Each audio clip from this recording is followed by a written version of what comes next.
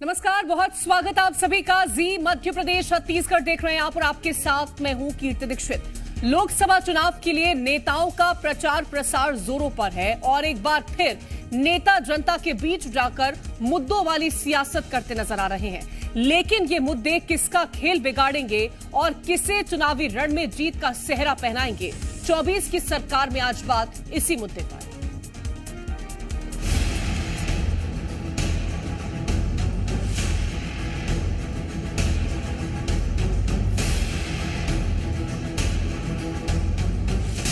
कि कांग्रेस पार्टी को अभी प्रत्याशी नहीं मिल रहा था, कांग्रेस मुक्त होने जा रहा है। इसीलिए बस्तर की जनता हमारे ऊपर, मेरे ऊपर के साथ साथ मोदी जी के ऊपर पूरा भरोसा है। ये जाति को जात लड़ाने वाला, ऐसा राजनीति में ज्यादा नहीं चलता। जो धर्म के लिए लड़ता है उसको लिए उसको उनका आशीर्वाद प्राप्त होगा।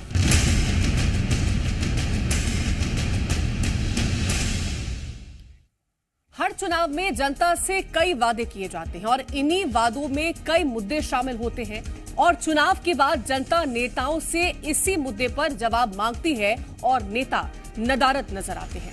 लोकसभा चुनाव में भी कई मुद्दों को लेकर इन दिनों सियासतदान धरातल पर नजर आ रहे हैं। बात करें छत्तीसगढ़ की तो यहां पहले और दूसरे चरण में होने वाले मतदान से पहले कई ऐसे मुद्दे हैं जो नेताओं की चिंता बढ़ा रहे हैं, क्योंकि जनता जनार्दन है और इन्हीं मुद्दों को ध्यान में रखकर मतदान करने वाली है। तो आखिर कौन से मुद्दे नेताओं पर भारी पड़ेंगे और किन मुद्दों पर जनता वोट करेगी, करेंगे चर्चा। लेकिन उससे पहले रिपोर्ट देखिए।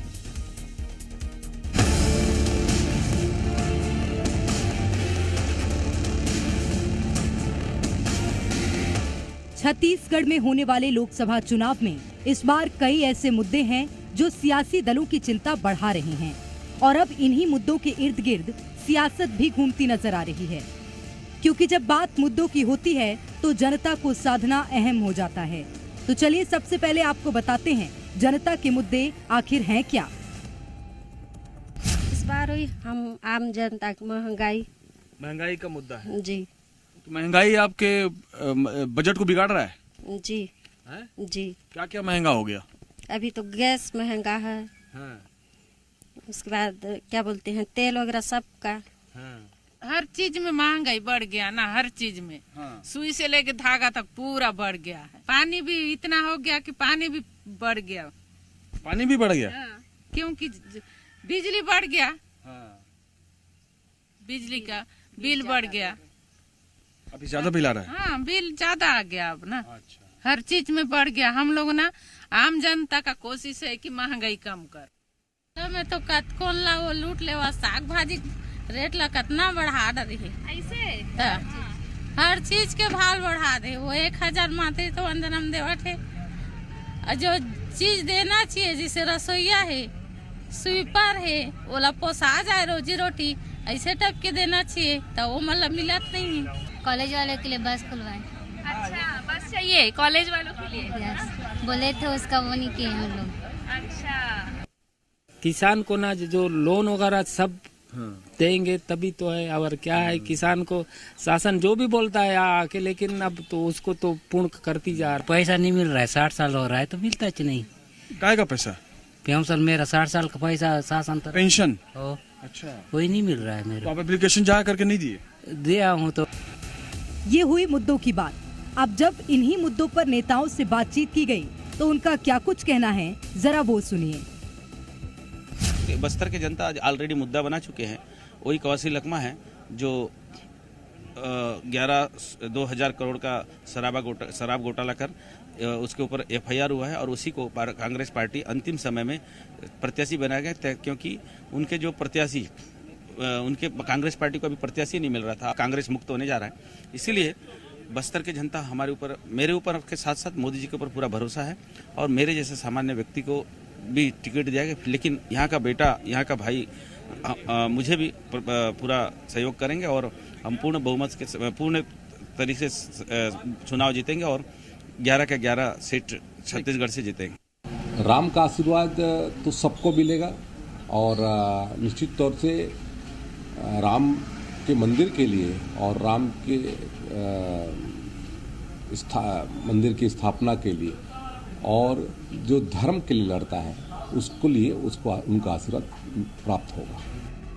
बीजेपी जहां कई मुद्दों को लेकर कांग्रेस को घेरने में जुटी है, तो वहीं दूसरी ओर कांग्रेस के दिग्गज नेता और बस्तर से प्रत्याशी कवासी लखमा का क्या कहना है, वो सुनिए। ये अगर खुदा काश का कुछ हो तो क्रिश्चियन हो, यहाँ के क्रिश्चियन कमेटी के लोग है, जीना करने मुश्किल होगा। उन लोग अपने सतर्क में है, फैसला देंगे। ये बच्चे मरने का तो कूदने वाला, ये जाति को जात लड़ाने वाला, ऐसा राजनीति में ज्यादा नहीं चलता। पहले और दूसरे चरण में शामिल छत्तीसगढ़ की 4 सीटों पर फिलहाल मुकाबला बेहद चुनौतीपूर्ण देखने को मिल रहा है। देखना होगा कि कौन जनता के मुद्दे भुनाकर जनता के बीच मजबूत पकड़ बनाने में कामयाब होता है। ब्यूरो रिपोर्ट, जी मीडिया। तो चलिए अब आपको पहले और दूसरे चरण में जिन सीटों पर चुनाव होने हैं उन सीटों के चुनावी मुद्दे बता देते हैं। बात सबसे पहले मुद्दों को लेकर करें तो राम मंदिर, नक्सल हिंसा, फर्जी मुठभेड़, सीजीपीएससी घोटाला, बेरोजगारी, पानी की समस्या, खराब सड़कें, स्वास्थ्य सुविधाएं और हिंदुत्व, ये तमाम मुद्दे हैं। और अब बात करते हैं उन मुद्दों की जो लोकसभा चुनाव में बड़ा असर डाल सकते हैं। सबसे पहले बात करें नक्सली हमले में नेताओं की हत्या का मुद्दा, बस्तर में आदिवासियों का धर्मांतरण का मुद्दा, आदिवासी युवाओं को रोजगार के मौके, बसों में यात्री सुविधाओं को बढ़ाने की बात, धर्म बदल चुके आदिवासियों का आरक्षण खत्म करना, लो एसेट खदानों के निजीकरण का विरोध, नक्सल एनकाउंटर, आदिवासियों की गिरफ्तारी, तेंदुपत्ता खरीदी की दर बढ़ी, बैलेट पेपर से चुनाव कराने की बात, किसानों का 3100 रुपए में धान खरीदी जाना, ये तमाम मुद्दे उठते हैं छत्तीसगढ़ में। और अब आपको बताते हैं कि किस प्रत्याशी की किस सीट से किसके साथ टक्कर देखने को मिलेगी और कौन अपनी पार्टी के लिए जिताऊ उम्मीदवार साबित होता है। सबसे पहले बात बस्तर की करते हैं, जहां बीजेपी की ओर से महेश कश्यप ने मोर्चा संभाला हुआ है, तो वहीं कांग्रेस ने कवासी लखमा को चुनावी मैदान में उतारा। राजनांदगांव लोकसभा सीट की बात करते हैं तो राजनांदगांव लोकसभा से बीजेपी के मौजूदा सांसद संतोष पांडे के सामने प्रदेश के पूर्व सीएम भूपेश बघेल हैं। वहीं कांकेर लोकसभा सीट से बात करें तो बीजेपी के भोजराज नाग के सामने कांग्रेस के बीरेश ठाकुर टक्कर देंगे। महासमुंद की बात करते हैं तो इस लोकसभा सीट से बीजेपी की रूप कुमारी चौधरी के सामने कांग्रेस के प्रदेश के पूर्व गृह मंत्री ताम्रध्वज साहू हैं। तो ये जो चेहरे हैं एक दूसरे को टक्कर देते हुए नजर आने वाले हैं। अब तैयारियां कितनी हैं, क्या मुद्दे हैं, इसको लेकर के चर्चा हम करेंगे। खास मेहमान हमारे साथ जुड़ गए हैं, निशिकांत पांडे जी हमारे साथ जुड़ गए हैं, प्रवक्ता हैं बीजेपी के, बहुत स्वागत है निशिकांत जी आपका। सत्यप्रकाश सिंह जी हमारे साथ जुड़ गए हैं, प्रवक्ता हैं कांग्रेस के, बहुत स्वागत है सत्यप्रकाश जी आपका। और के शर्मा जी हमारे साथ जुड़ गए हैं, वरिष्ठ पत्रकार हैं, आपका भी बहुत स्वागत है के शर्मा जी। सबसे पहला सवाल मेरा निशिकांत जी आपसे रहेगा, बस्तर जहां पर पहले चरण में मतदान होना है, क्या मुद्दे आप देख रहे हैं जो कि जनता चाहती है और आप उन मुद्दों पर खरा उतरेंगे और उम्मीद लगा के बैठे हैं कि इस बार आशीर्वाद आपको मिलेगा? कृति जी आपको नमस्कार, आपके सभी दर्शकों को नमस्कार। देखिए, बस्तर परिक्षेत्र की बात अगर हम करें तो वहाँ का महत्वपूर्ण जो मुद्दा है सुरक्षा, शिक्षा, स्वास्थ्य, शुद्ध पेयजल, इसकी व्यवस्था कराने के लिए जो केंद्र सरकार की योजना है उसका इम्प्लीमेंट कराना महत्वपूर्ण विषय है। और जो धर्मांतरण का एक बहुत बड़ा विषय जो विधानसभा के पूर्व भी हम लेके खड़े थे, धर्मांतरण एक बहुत बड़ा मुद्दा हो गया है जिसको कांग्रेस पार्टी के संरक्षण में चलाया जा रहा था, तो उसको भी बंद करना, अक्षरशः फुल स्टॉप लगा के उस पर काम करना। लेकिन महत्वपूर्ण जो विषय है, चाहे जल जीवन मिशन की बात करें, चाहे पीएम आवास की बात करें, तो ये सारी योजनाओं का इम्प्लीमेंट वहां तक कराना इसलिए आवश्यक है कि जो 5 साल की भूपेश की सरकार थी उन्होंने सिर्फ इसलिए पीएम आवास को रोका क्योंकि पीएम आवास नाम था। अगर पीएम आवास की जगह पे अगर राजीव गांधी आवास होता तो इसका पैसा शायद भूपेश दाऊ देते, लेकिन उन्होंने कहा कि पीएम आवास नाम है इसलिए हम पैसा नहीं देंगे और गरीबों के सर पर छत नहीं आएगा। तो बहुत सारे विषय हैं, लेकिन सुरक्षा एक महत्वपूर्ण विषय है जिसको हमको बिल्कुल तैयारी से और सख्ती से निपटने की आवश्यकता है, जिसका आपको परिणाम देखने को मिल रहा है कि हमारे फोर्स को जब खुला छूट मिलता है तो वो हर संभव कार्रवाई करने को तैयार है। तो बॉर्डर पे ऐसी स्थिति हो और शांति व्यवस्था कायम हो, उसके लिए विकास को अंतिम छोर तक पहुंचाने का जो कार्य होना चाहिए वो हमको करना है। शिक्षा से लेकर स्वास्थ्य, जैसे आयुष्मान भारत की बात हम करते हैं तो वहां तक इसको पहुंचना चाहिए। अंत्योदय के भाव से जो हम बात करते हैं तो आखिरी व्यक्ति तक हर लाभ, जो केंद्र सरकार की हो चाहे प्रदेश सरकार की हो, इन दोनों योजनाओं को लेकर हम प्रदेश की जनता के बीच में हैं। और मोदी जी की गारंटी के रूप में जो विधानसभा के ऊपर हमने गारंटी दिया था, उन गारंटी में बस्तर के भी लोग हितग्राही के रूप में सम्मिलित हैं और उनका आशीर्वाद अवश्य हमको मिलने जा रहा है, क्योंकि बस्तर में जो ये तुष्टीकरण और धर्मांतरण की राजनीति इन्होंने कांग्रेस पार्टी ने 5 साल चलाई तो जनता ने वहां से 12 सीट दिया था इनको, आज 3 सीट पे सिमेट दिया। इसका मतलब यही है कि बस्तर को हमेशा उपेक्षित रहने का काम कांग्रेस पार्टी ने किया। इस कारण इनकी सरकार बस्तर से भी और प्रदेश से भी उखड़ गई। जी कृति। सत्यप्रकाश सिंह जी, आरोप कई सारे निशिकांत जी ने आप पर लगा दिए हैं। धर्मांतरण का आरोप लगा दिया, तुष्टीकरण का आरोप लगा दिया और कवासी लखमा के जो बयान है उसको लेकर के भी कहीं ना कहीं निशाने पर आप लोग हैं। क्या मान रहे हैं, क्या ये तमाम जो आरोप लग रहे हैं, इन आरोपों से उठ करके कहीं जनता आपका साथ देगी या फिर इस बार ये सीट आपके हाथ से खिसक जाएगी? देखिए कीर्ति जी, तमाम आरोप नहीं है, प्रोपेगेंडा है। जब विधानसभा चुनाव था तभी ये प्रोपेगेंडा बनाया गया था। प्रोपेगेंडा में ये कामयाब हुए कहीं ना कहीं, इसलिए आज इनकी सत्ता है छत्तीसगढ़ में। एक चीज मैं बोलूंगा, ये धर्मांतरण की बात, देखिए विधानसभा चुनाव में खूब हल्ला मचा। 3 महीने की सरकार हो गई, 4 महीने की हो गई है, कितने पे कार्रवाई की, कितने लोग गिरफ्तार हुए बता देंगे। तो ये प्रोपेगेंडा उस समय बनाया गया था। अब तो इनकी सरकार पिछले 4 महीने से कितने लोग गिरफ्तार हुए, कार्रवाई कितने लोग हुई, कितने लोग अंदर डाला गया। हाँ, ये जरूर हो रहा है कि फर्जी केस करके अंदर जरूर डाला जा रहा है। जो आंदोलन कर रहे हैं हसदेव को बचाने के लिए, उनको अंदर जरूर डाला गया। जमीनें हड़पने का कार्यक्रम फिर से शुरू हो चुका है, अपने उद्योगपति को देने के लिए, जमीनें देने के लिए फिर से शुरू हो चुका है। जो कॉल ब्लॉक रद्द हो गए थे वो फिर से चालू हो गए। तो ये जो कार्यक्रम है इनका, जो 15 साल भी चला है, वो फिर से शुरू हो गया। अगर मैं बस्तर के परिप्रेक्ष्य बात करूं तो बस्तर के लिए हमने काम किया है। बस्तर की बात करूं तो अमित शाह जी खुद आए, नक्सली हमले कम हुए, उन्होंने खुद ने बोला, यानी हमने काम किया। 65% नक्सली उन्होंने बोला था कम हुए। बस्तर के बात करूं 2018 का चुनाव को याद हो कीर्ति जी कि बड़े बड़े नेता दिल्ली से आते थे, वो हेलीकॉप्टर सीधा जाते थे चुनावी सभा करने के लिए। अभी का आपको विधानसभा चुनाव आपने देखा हो कि बाय रोड जाते थे। तो ये हमने काम करके दिखाया। बस्तर में 300 स्कूल इन्होंने बंद किया, हमने वहां आत्मा स्कूल खोले। बस्तर में 35 साल वैसी खबरें अखबारों में छपी कि 35 साल बाद वहां पे सरकारी अस्पताल में ऑपरेशन हुए, तो हमारे कार्यकाल में हुए। देखिए लोकतंत्र है ये देश, हारना जितना एक अलग विषय है, बहुत सारे विषय ऐसे होते हैं, मगर काम हमने किया है। 65 करोड़ की खरीदी की बात कर ली जाए, युवाओं को रोजगार की बात, बस्तर के लिए अलग से पैकेज निकाले शिक्षक भर्तियों के लिए। बस्तर के बैगा गुनिया जो समुदाय है उनको भर्ती के लिए चतुर्थ श्रेणी में, उनको उनके लिए अलग अलग से हमने प्रावधान किया। तो ये हमने काम किया बस्तर के विकास के लिए। चाहे दीपक बैज जी की बात, सबसे ज्यादा सवाल अगर लोकसभा में किसी ने उठाया, सांसद ने छत्तीसगढ़ से, तो दीपक बैज जी ने उठाया। ये दिखता है कि हमने बस्तर के लिए काम किया। हाँ, इन्होंने जो प्रोपेगेंडा बनाया उसमें इनकी प्रोपेगेंडा में सफल हो चुके हैं, मगर जनता ने 3 महीने में देख लिया कि इनके जो प्रोपेगेंडा था वो कहीं ना कहीं हवा हवाई हो गई। चाहे इनकी अभी इन्होंने आवास की बात की, आवास अभी भी एक रिपोर्ट आई है कि एक भी आवास की स्वीकृति नहीं मिली केंद्र सरकार से, एक भी आवास। ये हमारी बात करें भाई साहब, हमने तो आवास के लिए पैसा भी दे दिया था जो आपने अब तक रोक रखा है, जो 31 मार्च तक प्रावधान था। युवाओं के रोजगार की बात इन्होंने की थी, अभी तक पता नहीं है। महतारी वंदन में लगभग 3 लाख से ज्यादा जो खबरें आ रही है, 3-4 लाख महिला ऐसी जिनको पैसा मिला ही नहीं है।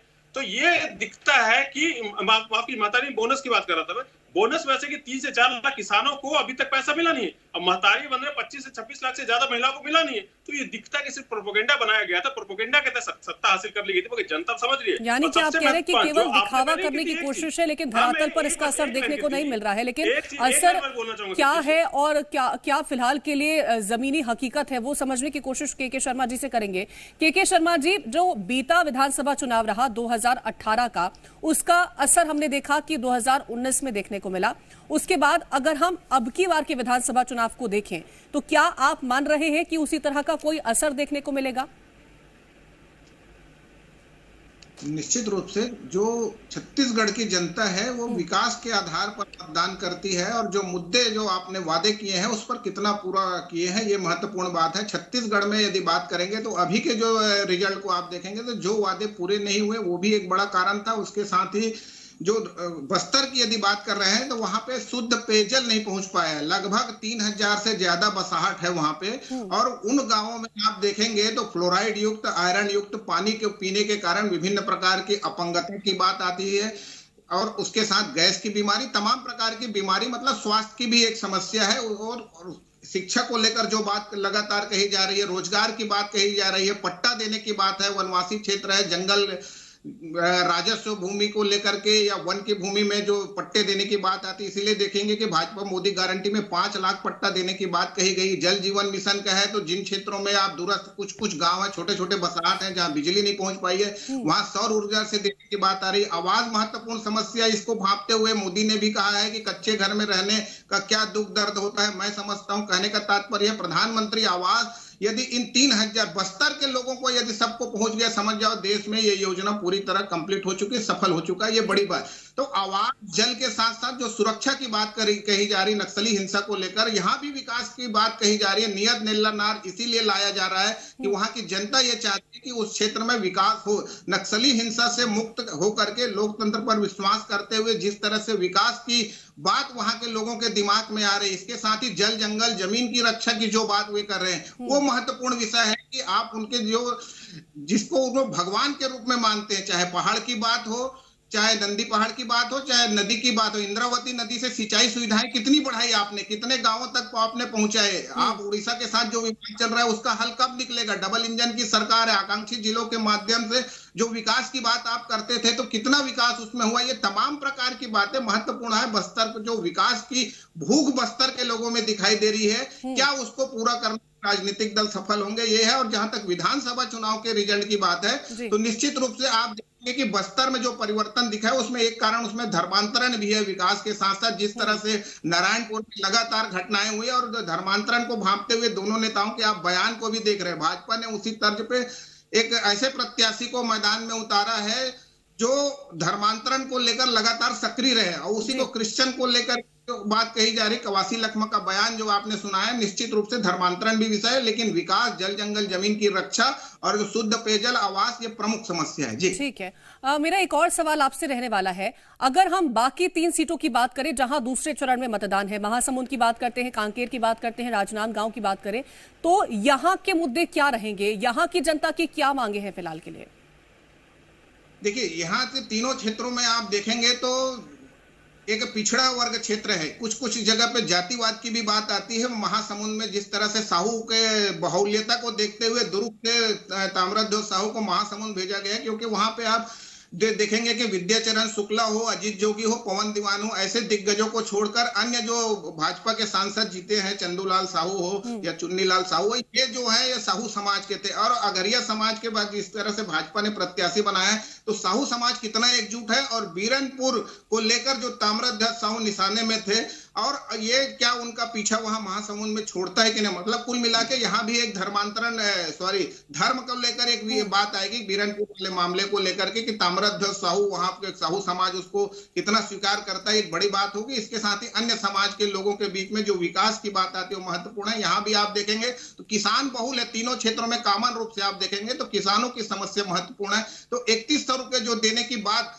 भाजपा ने जो दे दी है उसका कितना असर होता है मोदी की गारंटी को लेकर किसान जो है। ठीक है, निशिकांत पांडे जी, सत्यप्रकाश सिंह जी आरोप लगा रहे हैं कि आपने बस एक सिनेरियो बनाने की कोशिश करी है लेकिन काम कुछ नहीं किया है। कृति जी, देखिए इनका झूठ का पर्दाफाश करते हैं। अभी इन्होंने कहा कि रोजगार जो है महत्वपूर्ण विषय है, तो रोजगार जब महत्वपूर्ण विषय है तो 5 साल तक CMI का आंकड़ा जारी करके 0.1%, 0.2% बता रहे थे। दूसरा कॉन्ट्राडिक्शन क्या है कि 250 करोड़ रुपया फिर बेरोजगारी भत्ता के नाम पर किसको बांट दिया जब प्रदेश में बेरोजगार नहीं थे। और आज जब आप बेरोजगार की बात करें तो ये कैसे संभव है? क्योंकि 3 महीना ही तो हुए सरकार बने हुए, तो 3 महीने में हमने ऐसा कौन सा रोजगार खत्म कर दिया? स्थानीय भर्ती खत्म करने का काम आपने किया था। दूसरा, इन्होंने बोला कि महतारी वंदन में लोगों को पैसा नहीं मिल रहा, 70 लाख से ज्यादा लोगों को पैसा मिल चुका है। आप यहाँ पे झूठ फरेब की राजनीति मत कीजिए। 3100 रुपए हमने धान खरीदने की बात कही थी, 21 क्विंटल खरीदने की बात कही थी, दोनों चीजें हमने कर दिया। एक मुश्त पैसा जो ये 4 किस्त में देते थे वो एक मुश्त पैसा हितग्राहियों के खाते में चला गया।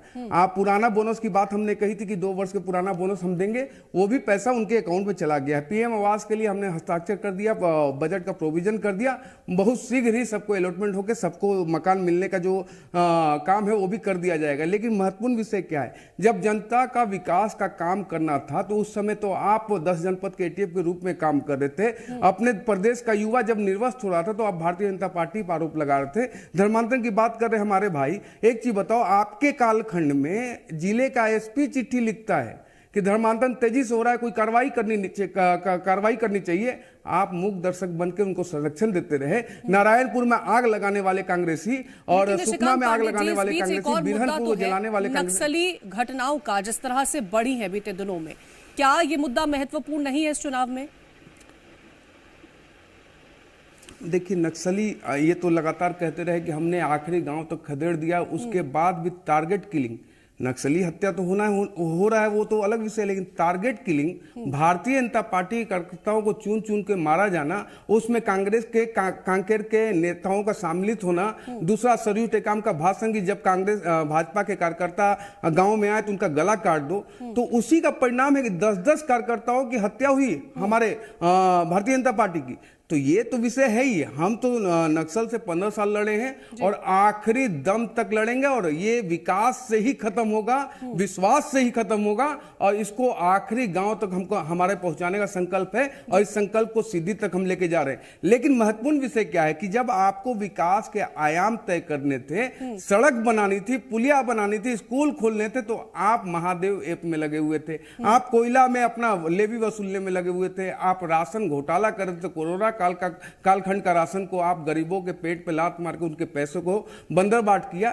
तो ऐसी स्थिति के कारण प्रदेश की जनता ने उखाड़ा है। रही बात आपने जो सत्यप्रकाश जी लोक लुभावन वायदे की बात की आपने, तो हमसे ज्यादा तो 3200 रुपए आपने धान खरीदी की बात कही थी, हमसे ज्यादा 15,000 महिलाओं को देने की बात कही थी, कर्जा माफ की बात की थी। लोक लुभावन वायदे आपके थे, लेकिन जो विनाश का कालखंड आपने 5 वर्ष लिखा, उसके कारण प्रदेश की जनता ने रोटी जलने से पहले पलट दिया। उसी वजह से जनता ने आपको नकार दिया था। लेकिन इस चुनाव में जनता किसको नकारती है और किसको स्वीकार करती है, ये सबसे महत्वपूर्ण रहेगा फिलहाल देखना। बहुत शुक्रिया आप तीनों का हमारे साथ इस चर्चा में जुड़ने के लिए।